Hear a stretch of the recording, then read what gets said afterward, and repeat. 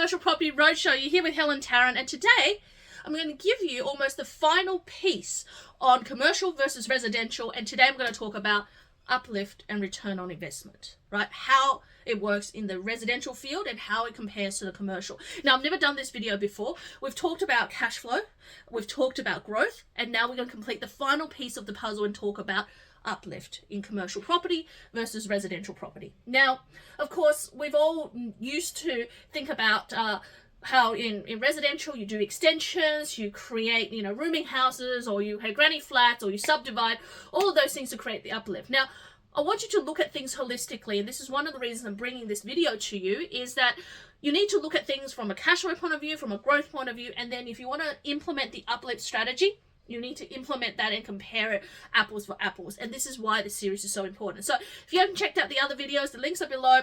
There is the one on cash flow and growth. Make sure you check that out so you get a complete picture. So let's go and have a look what you typically do when you're doing uplifts and how does that work in terms of creating more value in both your residential versus commercial as well.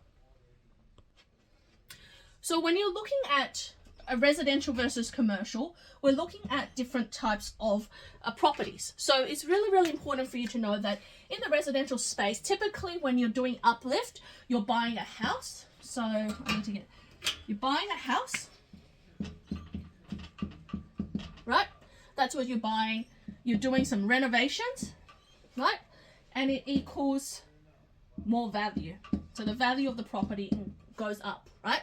And that's usually how it works in the space. I'm just going to move this forward a bit so you can see it.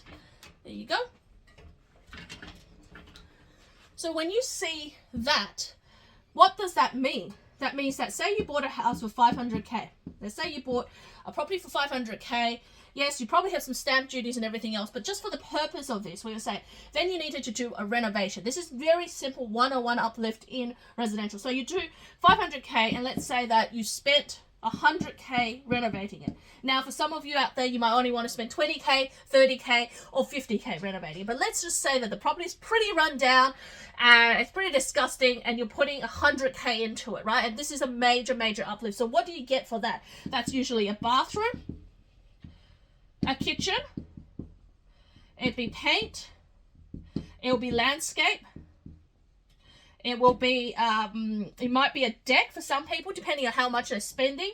And for you, mostly, it'll be carpet as well. Carpet and lights, right? So it's a full-on refurb of everything else you're going to do on this property, right? So it's full-on 100k. So now you're in a 600k, probably with, 25k to about 30k in terms of costs, right? So I'll just put 30k costs. And you probably have some holding costs as well during the time you've done this. So let's just say you went full at it and it was 3 to 6 months that you did it, probably even in 3 months, but let's say in 6 months you've got some holding costs. Let's just put 10k holding. 10k holding costs. So overall, you're probably in this deal for about, you're totaling this deal, this is about 600, 640, 640k, right? This is when you go back to the bank and say, hey, Mr. Bank, can you revalue my property, right? So you might, at 500k, when you bought a 500k property, that property maybe, you might be able to rent it out for, let's say, $400 a week because it was run down. Now you put in 100k, now the property, you can probably rent it out for $700 a week, $700 a week. So you've gone from $400 a week, which is 20 grand a year, to now $700 a week, which could be, so it's about 35 grand a year. So you've increased the cash flow in that property. And that may help you to break even on the property, because if you're taking out a loan of 400k, at the moment, the rough rent on something like that is going to work out to be, with the rent, outgoings, and the mortgage, it's probably at 35k, you probably break even maybe a little bit negative. Now, you hope to go to the bank, and you hope that the bank would now look at the property and go, you know what it's worth? It's probably now worth 800k. Right?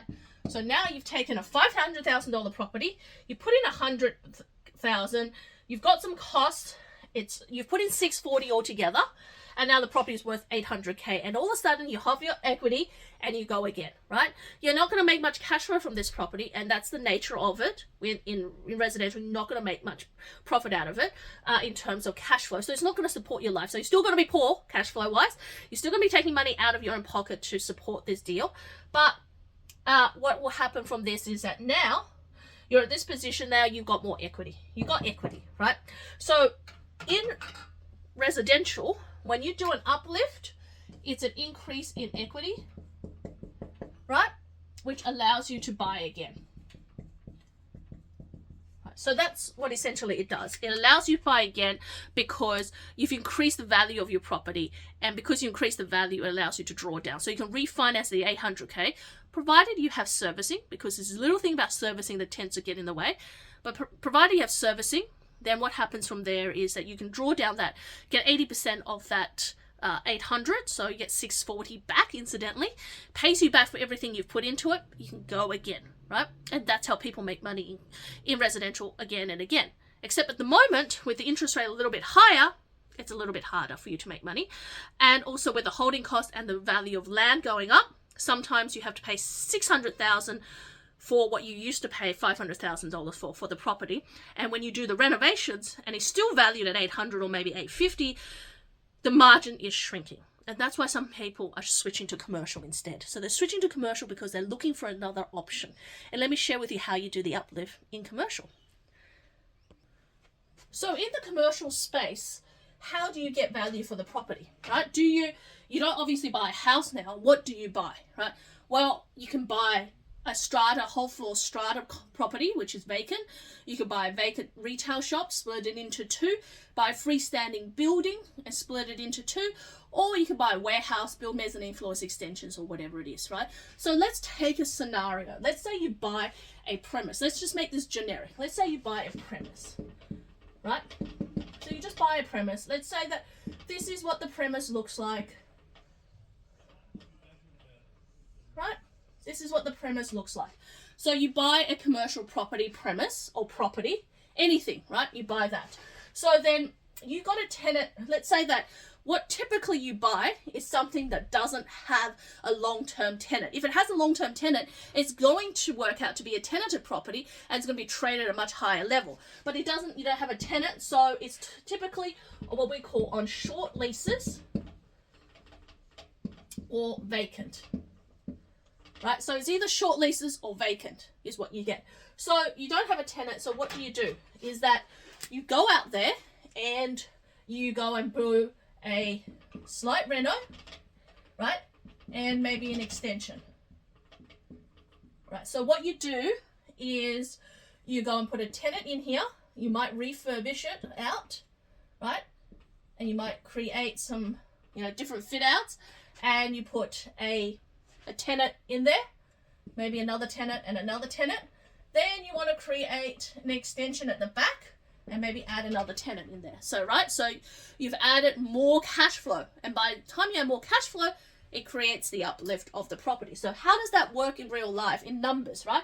We know that here, this is how it works when you buy a $500,000 property, put in 100K, calculate your costs, and get a revaluation, right? Seems very simple. Well, does commercial do the same? Well, let's look at that. Let's say 500K, we bought the property for 500K, exactly the same 500K you bought then. The same holding costs, right? So let's say that we're going to spend now the same 100 grand. The same 100K on the property. And what does that get you? That's not going to get you a kitchen. That's not going to get you, you don't need flooring, you don't need lights, you don't need all this. So what does that 100K look like when you renovate a commercial property? Well, number one, you're going to do a complete clean of the property, because most commercial properties, when it comes vacant or partially tenanted, the fit out is really, really old. And the number one thing that people don't realize is actually the clean. So you're going to clean and strip, right? So you're going to clean, strip out the carpet, strip out everything. You want to bring it back to neutral, bare shell, right?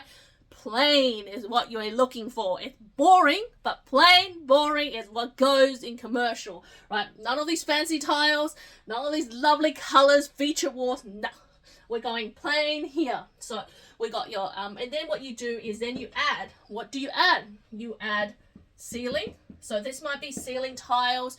It might be that you need to, if it's a warehouse, you don't need to do anything. You might, if it's industrial chic like you see it, you might be a spray paint it black, but you basically create something for the ceiling and lighting, right? Lighting is important.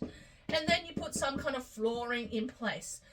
As some people, that is just, you know, I'm just going to polish up the concrete. Some of them is going to be carpet. Some of them is going to floorboards. Whatever it is that is appropriate to your property, for the actual property. And then what you look for here is you've got that. And then what people don't realize is aircon is really important. Air conditioning. Air conditioning is really important. Right, and then we're going to look at, you know, amenities.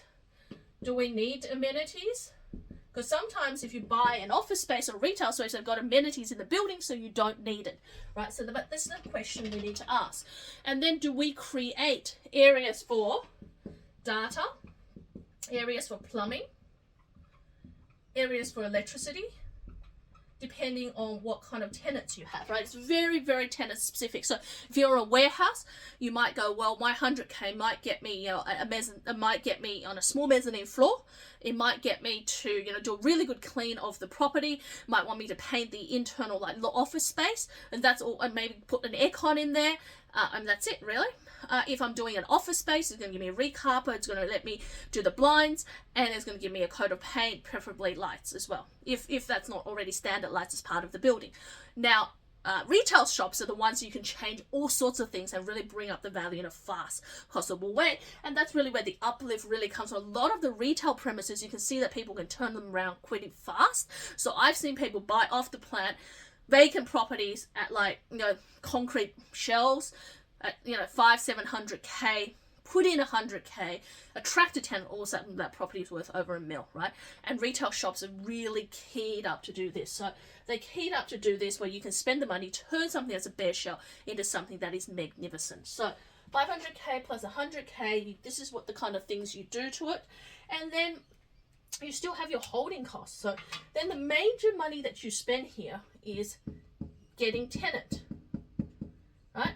That is the major amount of money you spend. Here, you're doing it in resi, you're doing it to beautify the property. Here is getting the tenant, right? You still have holding costs, right? You have the cost of 30K of cost of coming into the property. But guess what? Your holding cost stops the moment you get a tenant, because the tenant pays your outgoings, which means that there's actually less strain on you. See that 10K that you have for residential, you don't have that in commercial. In fact, you get positive cash flow as soon as you tenant the property. So let's just say that in that 6 months period, or 3 to 6 months, you get a tenant. From that moment onwards, there's no more holding costs on that property. The property actually starts to give you money back. So let's just say that, you know, at 500,000, you spend 100, you got some holding costs. Let's say you're in for the same 640,000, but now you might get a tenant that's paying, like, on the same kind of property, right? If it's the same retail shop versus a house or even an office space, that tenant is probably going to pay you somewhere around $40,000 to $45,000 a year on that property once it's refurbished. So 40K to 45K a year net, right? So net rent. So that's how much the property is now. They're going to be paying you after you've refurbished it. When you came in and you bought it as a vacant, it's probably only paying 20K. It's probably the same, right? But now the rent actually doubles, so 40 to 45K, but that's after outgoings. Now, what that means to you is straight away having that 40 to 45,000, the property covers all the outgoings, plus it's going to give you cash flow straight away. It's going to give you $10,000 to $15,000 in your pocket after you pay outgoings, mortgage, and anything else you can think of on that property. And all of a sudden, within 6 months of holding that property, you can hold on to it. You don't have to sell. And then you can wait for the market. Right here, you might have to sell or refinance, pull the money out and do it again, be able to service it. Here, the servicing issue is gone because you could refinance it for a lease stock loan because now you've got a lease. You could sell it because the value of that property is more. Or you just sit back and collect the cash, right? So I'm just going to duck in and work out how much is that property worth, right? Because it's all about how much is that property worth, so that you can work out if the property is the $40,000, and most of these properties are going to be in metro. Let me just put my pen. Sorry. Most of these properties are going to be in a metro area, fully refurbished, new property with a new lease in, you're going to be looking at about 5.5% right now in Metro. And the reason I say that is, even though we're trying to get our clients 6% in most deals, when it's a brand new lease, a brand new renovated property, most of the time it's hitting the peak of the market, right? And it depends. Like if you get a medical tenant, it could be 5%. You get a government tenant, it could be anything like that. So it's now worth 727K. So it's worth somewhere between that and 818,000. So the value of the property, depending whether you're getting 40 to 45K, is 727,000 to 818,000. Now, what is the key difference? When we look at it, value for value is exactly the same almost. When you do a refurb on resi versus a refurb on commercial, the value is almost the same. So what is the kicker here? Why should you be investing into commercial rather than residential? Well, the major kicker here is that here in resi, you've got a holding cost. What kills a resi uplift right now in this current market is the holding cost. The holding cost of something is very, very simple. So if you look at this, let's work this out about the holding costs. So when we look at holding costs, this is where the killer comes in for resi versus commercial in this current market. So let's look at what does that mean to you. So when you buy a property, let's compare vacant to vacant properties, right? You buy a vacant residential and you've put in, let's just say you're 500K right now. Not even worry about the 100K. Let's 500K. You've got a loan against it. And the loan may be, 400K loan, right? And that is about so it's about 24K in terms of interest only each year right now at 6%. And then we're looking at, okay, then you've got a holding cost on top of that, which is probably 10K holding cost. That's in a sense, that is your strata or your insurance plus your rates plus your council fees plus everything else. So it's about management fees, it's about 10K, right? So you're 34K in, right? 34K is equivalent to pretty much somewhere around, $650 per week, right? I could be wrong, could be $680, could be $650 per week. Now, unrenovated property, you're never going to get $650. Even if the market is going up in rent, you're not going to get that. You're going to get perhaps $400 or $450. So $200 you're short, right? At the same time, you've got the cost that support the renovations. You've got the cost that's coming out, all of the capital costs of that while you hold it. And then you're hoping you'll be able to refinance, pull the money out, or be able to sell it to recuperate, right? That's what that kicker is. And until you sell the property, you don't realize the gain. With residential, the gain is only realized when you sell the property, right? Whereas in commercial, this is where it becomes a little bit different. Let's say the same 500K. Sorry, I'm writing the other way. So let's say the same 500K. Let's say same 500K, right? You have the same 400K loan. And let's say that loan is at exactly the same thing. Like you could be probably a little bit less because if it's vacant, the loan is going to be less because it's going to be secured against the property. So that's the other thing about commercial is if you buy a vacant commercial today, there's loans out there at a high interest rate where they're securing it against the property and not you at 70% LVR. And they're not looking at you for servicing. Here, they're looking at you for servicing. And you can't do many of these before you run out of servicing. But here, they're not doing this. So you're doing 400K loan. You're still doing 24K in terms of interest only at 6%, right?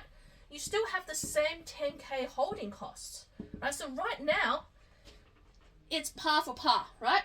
But then, and 34K is what you need to break even. Now, in 6 months' time, when you've done the renovation, there's a probability that this property is going to break even until you sell it, right? Once you get a new tenant in and all of that. Now, once you get a new tenant, the property is probably going to be somewhere between 40K to 45K in net rent. So all of a sudden, you're positive $6,000 to $9,000 per year, right? You're getting money in your pocket straight away. The moment you get a tenant, you get money in your pocket, which means that in this market condition, you can afford to hold out. You can afford to hold out till you get your price. Then you get both the benefit of cash flow and growth. But the other kicker with commercial is, for you to do this, that's a simple renovation. But you could be looking at other ways in commercial right now. You could do a little extension at the back to increase the value of that property and the rent. You could be doing creating mezzanine for more lettable areas, front areas. You could divide a large space into a small space and ask for more rent. That's exactly what happens, right? But $6,000 to $9,000 is what goes in your pocket. The headache's gone. The headache is gone for you. You don't have to worry about servicing. You don't have to worry about supporting the property. And now all you wait for is the time to cash out of that property deal. Cash out a property deal, do it again, right? Whereas right now, what you are seeing, the reality in the market is that $500,000 property, this is the $500,000 property has gone up. To buy the same property is probably $550,000, $580,000, right? That property value has gone up. And what happens in residential is that over time the land value goes up, that goes up, the purchase price, and it starts to eat into your profit margin, right? Because you can't, even after you refurbish it, you can't get that same value up. But in commercial, because the property is vacant, the value drops. The value drops, doesn't matter what the market is doing. The demand drops, so the value drops. You get this opportunity to do this uplift. And depending how experienced you are, how much education you have, and who you have supporting you as the team behind you, you can really capitalize that and roll that pretty fast. So you can get in and out and basically be out of a deal within 6 to 9 months and move on to your next one in commercial. But as long as you know what your end goal is, what you're looking for, and you support yourself with a team. So this is what we help our clients to do in Unicorn Commercial Property. This is what we help our clients to do, especially clients coming from the development space or looking for uplift from the residential space. They're now coming into the space in the commercial because they're finding land is too expensive in residential. If this is what you're looking for, this is your strategy, reach out to us, helen@unicorn.com.au, helentarrant.com, drop us a line, let us build wealth together. Let me show you how that strategy works, and let's create a cash flow portfolio so that you can retire faster. Click the link, subscribe, see you in the next video.